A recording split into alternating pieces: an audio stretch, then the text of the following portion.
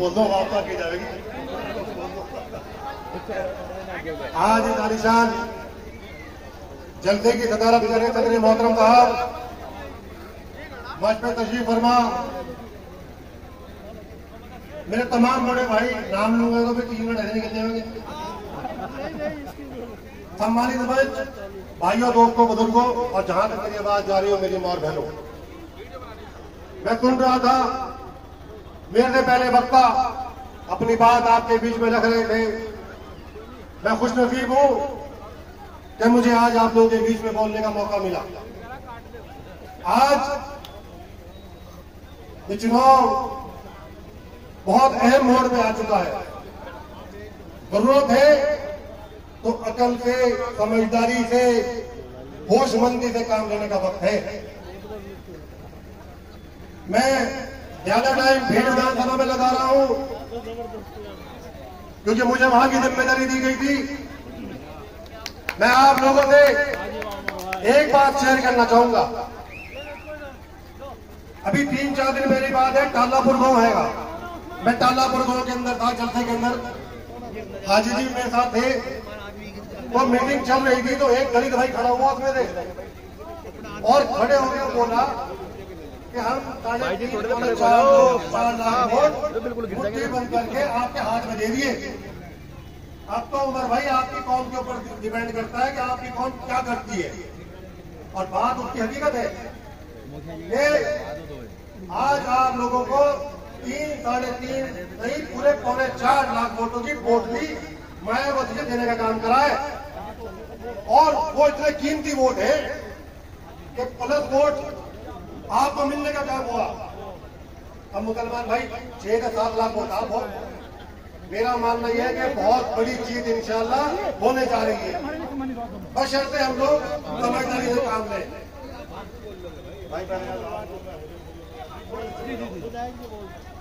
अभी हमारे से पहले वक्त एक बात कह रहे थे, मैं किसी स्ट्रक्चर के खिलाफ नहीं, मैं किसी क्यादत के खिलाफ नहीं। हमने भी उनका झंडा उठा के रखा आप लोगों के साथ। लेकिन मैं आपसे एक बात मालूम करना चाहता हूं कि क्यादत का ठेका क्या एक ही परिवार के ऊपर है? क्या हाजी फतुर रहमान हमारी क्यादत नहीं कर सकते? क्या हाजी फतुर रहमान क्यादत हमारे ऊपर नहीं कर सकते? ये कोई कुंभ का मेला नहीं है कि 12 साल के बाद आएगा।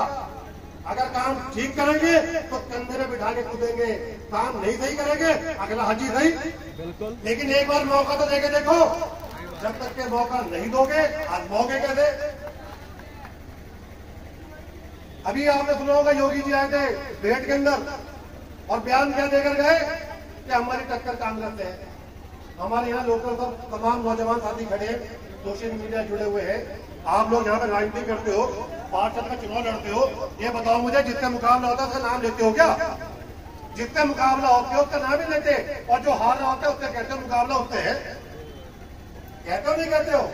और वही वो क्या कर गए, कांग्रेस का नाम इसलिए लेकर गए कि जिससे कि मुसलमान वोट बढ़ जाए।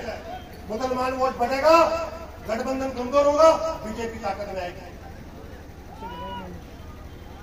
अभी कुछ टाइम पहले की बात है, असलम साहब चुनाव लड़ रहे थे मुजफ्फराबाद में, मस्जिदों के बाहर में एक पैम्पलेट लगा दिया था, खूनी पंजा लगाया था, नहीं लगाया था? आप लोगों ने अखबार में पढ़ा होगा, घरों तक पहुंचाया गया।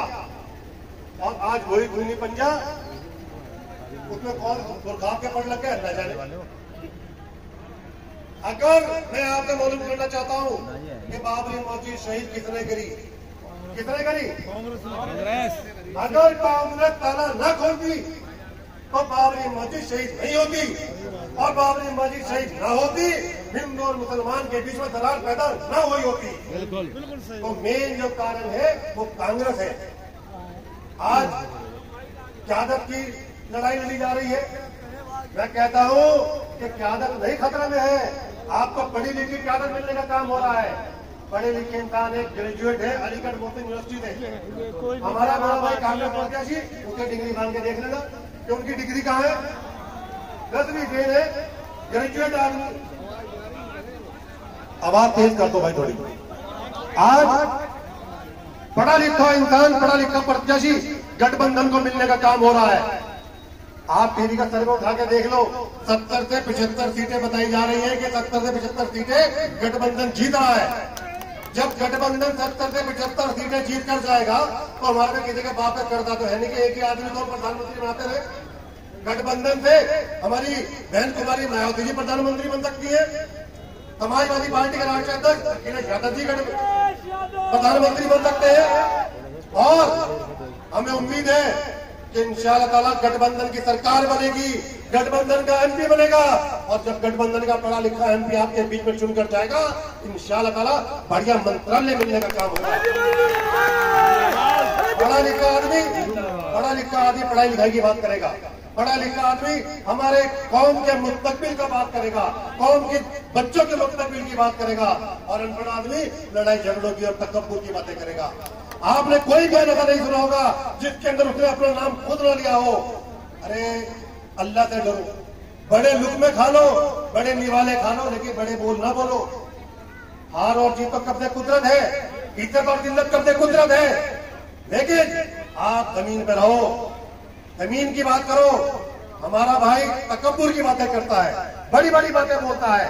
मैं कहता हूं, मैं इस मंच के माध्यम से कहना चाहता हूं, हो सकता है कि मेरी आवाज उस तक पहुंच रही हो, अरे हम तेरी क़यादत मानने को तैयार हैं, हम तेरा झंडा उठाने को तैयार हैं, लेकिन आज कौम के मुस्तकबिल का मामला है, कौम का लड़ाई लड़ने के सवाल है। तुम्हारा भाई जीत के जा रहा है, हाजी फजल रहमान का साथ दो और कह दो कि हम छोटी बीजेपी के तौर में काम नहीं करेंगे, हम बड़ी बीजेपी को जीतने नहीं देंगे। हाजी फजल रहमान मेरा सगा तो है नहीं, हाजी फजल रहमान का मेरी बिरादरी के नहीं है, हाजी मेरे को चुनाव नहीं है। मैं अभी आज आप लोग लड़ाई लड़ने के लिए बीच में आया हूँ, लेकिन मंच के माध्यम से कह रहा हूँ कि हाजी फजल रहमान को सपोर्ट करो। गंगो वालों से कहना चाहता हूँ, उन्हें पता है वो जीतते रहे, उन्हें मालूम है कि 1 लाख और 1.5 लाख वोट के अंदर सिमट रहे हैं इंशाअल्लाह, बड़े बड़े बोल बोले जा रहे हैं। कौन सा गणित बता रहा है जीत उनके, मुझे बता दो, कौन से गणित से बता रहे हैं, कौन सा वोट उन्हें मिल रहा है। उन्हें इंशाअल्लाह ताला आज मेरी बात लिख लेना, अल्लाह का वक्त है 1.5 लाख वोट क्रॉस नहीं करेगा। आज इस मंच के माध्यम से मैं कह रहा हूं, जीत तो भूल जाओ। हाँ, बीजेपी को जरूर जितवाया जा सकता है, जिस तरह से आप लोगों के बीच में बड़ी बड़ी बातें आके बोल रहा है, मुसलमानों के वोट को तकसीम करने की कोशिश कर रहा है, दलितों के बारे में दलित बातें बोल रहा है कि दलित भाई मेरे साथ है। इतना ज्यादती हुई है दलित भाइयों के ऊपर पिछली सरकार के अंदर, आप लोगों से छुपा हुआ नहीं है, आप लोगों से कोई बात छुपी भी नहीं। और शुक्र समझो कि 2014 की सरकार बनी और मेरा दलित भाई सामने खड़ा हो गया, वो तो जेल भी गए, वरना नंबर मेरा और तुम्हारा था। गलत तो नहीं कह रहा हूं। और साक्षी महाराज का बयान आपने पढ़ लिया होगा, साक्षी महाराज ने क्या कहा, साक्षी महाराज ने कहा कि 2019 में बीजेपी जितवा दो, आगे चुनाव नहीं होने का, जैसे चाइना में होता है, एक ही परिवार एक ही आदमी राज करता है देश के ऊपर। अभी 2014 के अंदर 2019 तक क्या हुआ, हमारी मस्जिदों के माइक तक की परमिशन लेनी पड़ गई, हुआ नहीं हुआ। कल को अगर आज आपने आंखें न खोली, आप लोगों ने अगर सही अपने वोट का इस्तेमाल नहीं करा, तो वो दिन दूर नहीं जब आप और हमें नमाज पढ़ने के लिए भी परमिट लेना पड़ जाएगा, अल्लाह न करे। तो 3 मिनट से ज्यादा हो गए, क्योंकि मेरे भाइयों को बहुत बोलना, बहुत बहुत शुक्रिया आप लोगों का कि आप लोगों ने इस मोहब्बत के साथ यहाँ पे आने का मौका दिया, क्योंकि खाता खेड़ी वो मोहल्ला है कि जिधर चल पड़ता है उधर जिले का रुख मोड़ पाता है। मैं तो न यहाँ का रहने वाला, न मैं यहाँ का प्रतिनिधित्व करता हूँ, लेकिन पूरे जिले के अंदर खाता खेड़ी मशहूर है कि खाता खेड़ी जिधर मुड़ जाता है इलेक्शन का रुख मोड़ देता है। तो आप लोग पूरे जिले को बता दो। मैं फिर कह रहा हूं कि मैं किसी के खिलाफ नहीं हूं, मैं किसी शख्सियत के खिलाफ नहीं हूं, मैं किसी व्यक्ति विशेष के खिलाफ नहीं हूं, लेकिन बात मैं असूल की करना चाहता हूं। अरे अगर आप लोगों ने कोई हमारे लिए अच्छा काम किया होता, हमारी कौम के लिए कोई hospital, degree college, inter college, मुझे जी मेरे भला कर जाओ, मैंने पहले बहुत बदल पड़ा, कोई काम किया हो तो मैं भी तैयार हूँ लोग झंडा उठाने के लिए।